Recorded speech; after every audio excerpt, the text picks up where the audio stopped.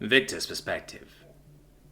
"Don't be mean, Bassie," Toon says to her towering older sister, with tightly plaited, uranium blue hair. "I'm joking, Toonie. He's not upset. Are you, Victor?" the woman says, with the same grin as I get from Mouse, and which Twitter inherited from her. "Nah, I'm alright," I answer, not entirely honestly. I'm definitely speaking with a nonchalant confidence I don't feel. One moment at the feast I'm chatting and laughing, the next I'm shaking hands and agreeing to take part in a ritual. Mead is a hell of a drink. Of course, Toon says she didn't mind if we didn't do this yet, but the way she said it made absolutely obvious that she actually wanted to. Don't think I would have agreed otherwise. I suppose this will be an interesting experience to put on, and then immediately cross off my bucket list at least. The three of us approach a mansion-sized house at the far edge of the field from the one me and Toon entered on earlier. There are two armoured guards flanking the doors. Not wearing Duracell, of course. Wearing heavy armour would cancel out Don's one major advantage in a fight, but I'd guess Duralumin? They're not shrugging off bullets in that armour, but it'd handily protect them from stab wounds. I'm guessing those two are not a permanent fixture here. I don't think the number of Don on this planet would allow for two full-time guard positions to be filled. These guys must just be here because of the ceremony. The light-skinned guard on the left, who must trace to the sunward side based on what Toon told me earlier, looks at Barca and opens his mouth. She cocks an eyebrow and his confidence instantly disappears. A moment of hesitation before the two of them wordlessly open the doors for us. "Told you," smirks the woman, as we walk through the entrance hall. We pass beneath a curved staircase leading from the ground floor, up to the first, to a large set of doors. The honour guard followed behind us. Toon and Barca stop before we get to the doors. I follow their lead, stopping as well. The guards come forward, one on each side of us, and open the double doors. We step into a multi-story room. The upper level seemed like a library, with shelves full of physical books being visible on the far side of the walkways on the railing. Most people just read books on their hollows these days, or have their hollow read the book out to them. I mean, physical books of ink and paper are nice and definitely have a sort of archaic aesthetic value. They just come with too many downsides for most people to bother with. All the books in this library would easily fit on one person's hollow, even without them having net access, for one thing. On the ground floor there's no books, nor bookshelves, just a wide open space. At the edges of the room stand about 30 Don, all with the same dark blue skin, silky white or light blue hair, and glowing white eyes that Toon and her bio-siblings have. In the middle of the room stands the only man, apart from me, who's less than 3 meters tall, next to the only human here, apart from me. They're Toon's adoptive sister, who's also her sister-in-law, and her biological brother, who's also her brother-in-law. Both of them have angular black lines tattooed across their faces and hands. It's pretty easy to guess that the rest of their bodies are tattooed as well, but right now, they're both wearing fine clothing that leaves that fact to the imagination. Asriel has definitely inherited some of Katrin's stature. She's as tall as Samus, though doesn't have Samus's physicality. She has tawny blonde, tight black hair, and I'm just about able to see that her eyes are blue in the dimly lit room. She has a sweetly smiling face that gives off a motherly vibe. In contrast, her husband, Vol, has a face that suggests that he experienced an emotion once, a long time ago, and found the experience so unpleasant that he resolved never to repeat it. She teased that he manages to make Don Avu sound monotone at the feast the other day. Barca nonchalantly strolls to the wall to take her place beside men half a meter taller than her, who are giving her dirty looks. She pretends she doesn't notice. The 2.8 meter tall ruler speaks loudly. He has no translator equipped. I see what his wife meant. As a language with 15 distinct tones, it's obviously not actually able to be monotone, but when he speaks, he manages to so completely avoid injecting any passion into his words that the effect is that it comes across as if monotone, like someone speaks singing while extremely bored. His wife translates into English for me, which I'm glad is allowed. The challenge of Ulunan Voltan Tan has been issued. You who seek to make the clan chief's sister yours must now prove that you have the strength to defend her. As the challenged, Clan Chief Vol, son of Ruin, son of Tolls, rightful ruler of Clan Oria, has elected to fight this bout unarmed and has waived a portion of his preparation period entitlement. Challenger Victor, son of Oscar, son of Lars, are you ready to fight? I am, I answer simply. Then all non-combatant parties are asked to stand clear of the floor for the match to begin. She and Toon go to stand with their sister. I square up to the gigantic man. Gigantic to me, despite growing up in defo gravity having robbed him of what looks like a full 30 centimeters. Judging by how much taller and more heavily built he is than Toon, I would guess he's closer to my weight than hers. He begins unfastening his princely jacket before pulling it off, followed by his stylish short tunic. His sleek, slender, muscular chest now exposed, I'm able to conclude two things. One, his tattoos cover at least his chest, and two, he's heavier than I initially estimated. With that muscle, I think he may be as heavy as me. He's definitely the most physically imposing doll in the room, despite his shorter stature. There's no way he doesn't flog himself to death, maintaining that physique. That doesn't come just from growing up in the deaf world. I wonder if it's a social expectation of Don leaders that they maintain their physical strength. He brings his forearms up into an impenetrable-looking guard. I bare my upper half to match my opponent, perform a Bao Quan, which I've been assured is allowed and doesn't breach tradition in any way that matters, then bring on my guard. Tune, vers emia as tunul, intones the man, still sounding bored. Toon steps forward and raises her four-fingered hand and shouts, Krut! Not yet. She puts down her little finger, leaving her thumb, middle and forefinger still up. Ulft! She puts down her thumb. Ul! Her middle finger goes down. E! Her entire hand comes down with the word Humveel! The man flies at me viciously. I know better than to try and outmatch a Don on speed and definitely not on reach. He's much slower than his sister, but what he lacks in speed, he makes up for in power. Where getting hit by Toon feels like getting punched by a 9-year-old, getting hit by her brother feels like getting punched by an 18-year-old who started hitting the gym twice a week a few months ago. There's enough power there to mess you up if you're not careful. The combination of his extra hands, his enormous reach and his power, made me think my best bet is closing the distance and turning this into a grapple, where I think I'll have an upper hand, to begin with, but when I charge him he just dodges nearly effortlessly, before punishing me for my closeness with a series of 3 lightning-fast punches to my ribs. Fuck, those are gonna bruise.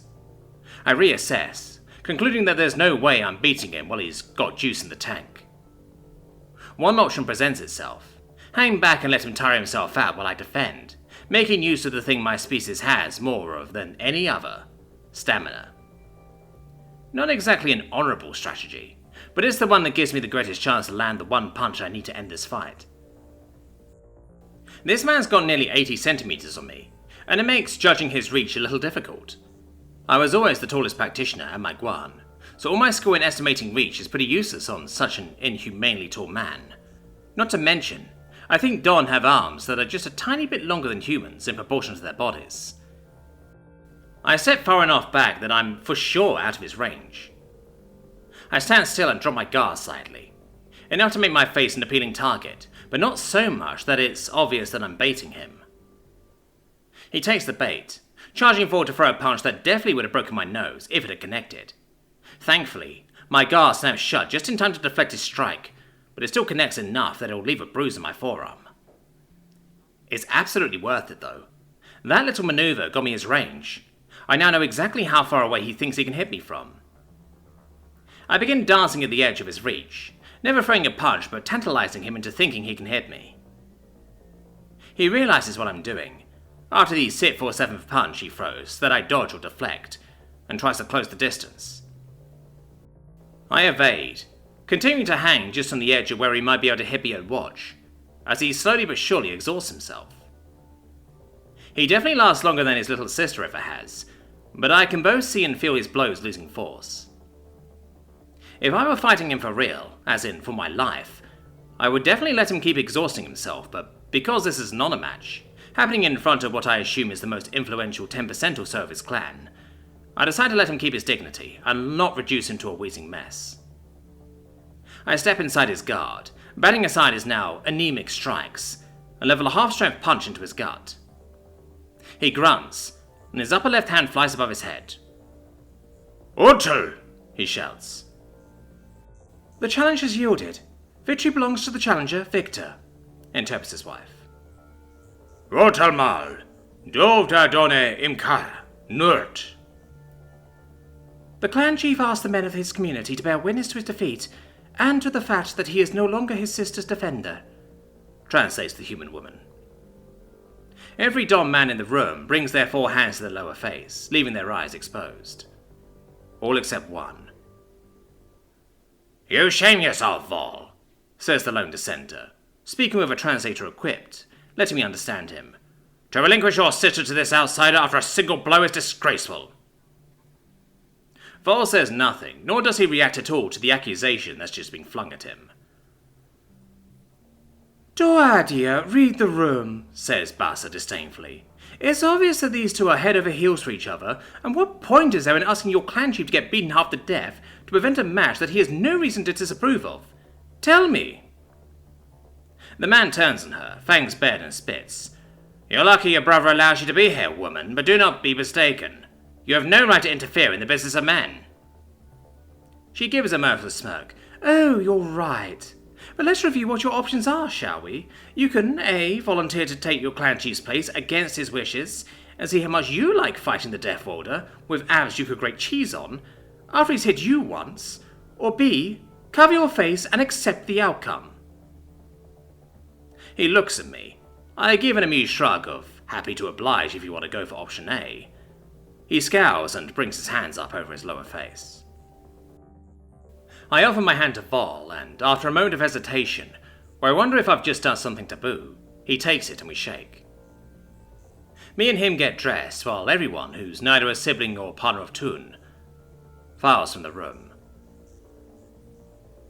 "I apologize for my subordinate's words," says the man I just fought, in flawless, though monotone English. I shrug. "I've been called worse than an outsider. Don't worry about it."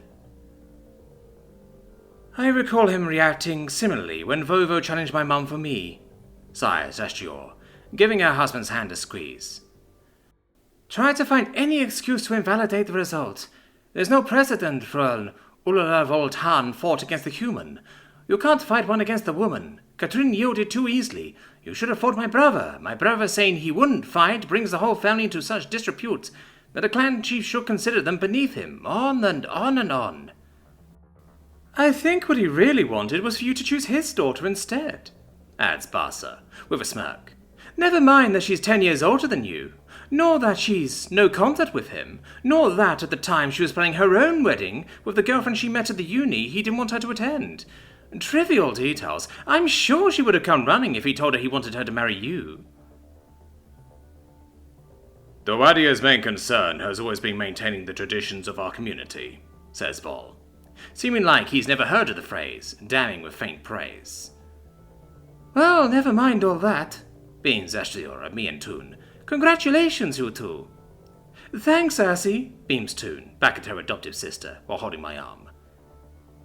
Now I'm a guy who can honestly say he's fought a king in single combat, which is pretty cool. Funny thing is, earlier the same day you suggested this, Vol, I say with mild embarrassment, Katrin basically recommended taking it slow and not rushing into anything. I pretty much said, "Thanks for the advice, ma'am, I shan't let you down." There was going to this 5 horns of me later. "Don't worry, Victor," soothes a smiling Ashur. "This is a precondition for engagement, but it isn't itself an engagement. Nothing irreversible has happened. When Vovo challenged my mum for me, he did so with the express intention of making me his wife. But that's not what you've done here. If you two ever do break up, then, by dunno, defendership of Tunic defaults automatically to her brother. All this means is if, in a couple of years, you decide you're ready, you don't have to come halfway across the galaxy to do this in order for our community to consider it a legitimate marriage. Honestly, it was sharp of all to realize that this would probably be the best time for this. I wouldn't have thought of it at all. I give the man an appreciative nod. He returns it, but so extremely subtly that I could have missed it, despite looking right at him. Clapping her hands together, Asthior says, "Right, let's go to the lounge where we can chat for the rest of the day. First, though, I have something very special I want to show you guys. But before I do, I need you to tell me something, Victor." She points a finger at me in tongue-in-cheek accusation. "What's that?" I ask, pressing my hand to my chest as if she might be talking about another Victor. "How good are you at keeping secrets?" she grins. I can keep a secret, so long as I don't think whatever the secret is makes you a danger to yourself or others." "Ah, someone's been to therapy, I see," she smirks, causing a mini heart attack, until I realise that probably means she's also been to therapy. "It's nothing like that," she continues. "Can you promise not to tell anyone what I'm about to show you? Assuming you're satisfied that it doesn't make us a danger to ourselves or others, that is." She smiles. "Yeah, your secret will be safe with me." "Perfect," she says, turning to lead the way. We're led from what appears to be the public part of the house, upstairs, along halls and through doors that are clearly checking who's coming through before they open. "Here we are," smiles the blonde, gesturing around the door she just went through to something the rest of us can't see yet. Vol wordlessly goes to stand with his wife. Buster passes through and laughs. "You bastards! Why is this the first I'm learning about this?" Toon enters and gasps, "Oh my gods! Congratulations!" Bringing up the rear, I walk through the door and look to where the secret is indicated to be. On a low sturdy table I see something that I've seen pictures and footage of many times, though I don't remember ever seeing one in real life. It's around 50 centimeters tall and has a diameter of about 30 centimeters. It's filled with a clear nutrient solution. Even though the contents are clearly visible to us out here, from the inside it would seem pitch black, and the display glass would seem totally opaque. The inside is illuminated by light outside of the human, and in this case Don, visual spectrum, which is shifted into the visible as it passes through the glass. The result is, we can see but can't be seen.